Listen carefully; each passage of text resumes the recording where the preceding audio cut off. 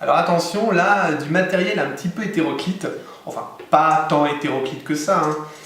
Une petite bourse avec dedans des... en fait ce sont des pièces, oui tout à fait, ce sont des pièces en argent. Alors pour ceux que ça intéresse, ce sont des pièces de 1 dollar du 19e, 1880 et des brouettes.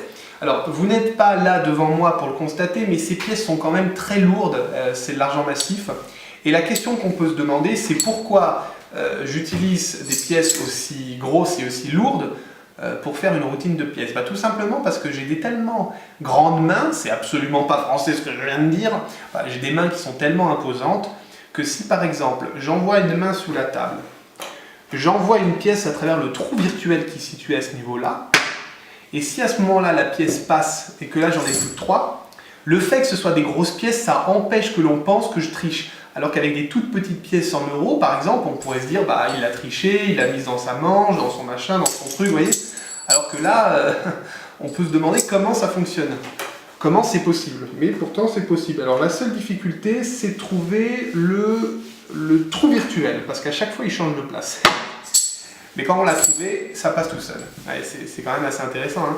Alors évidemment, c'est toujours la même chose, à savoir, on en a quelques-unes d'un côté et toujours une de l'autre, ou 2 ou 3, ça dépend. Et au bout d'un moment,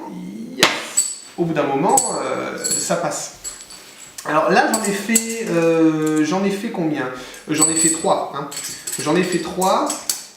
Alors je suis un petit peu embêté parce que la dernière, elle est particulièrement dure à faire passer, mais je vais essayer. Tiens, vu que c'est la dernière, je vais essayer quelque chose de novateur. Je vais la faire partir d'ici et la faire arriver là. En fait, je vais faire un voyage en Wi-Fi quelque part. Sur une longue distance, ça donnerait...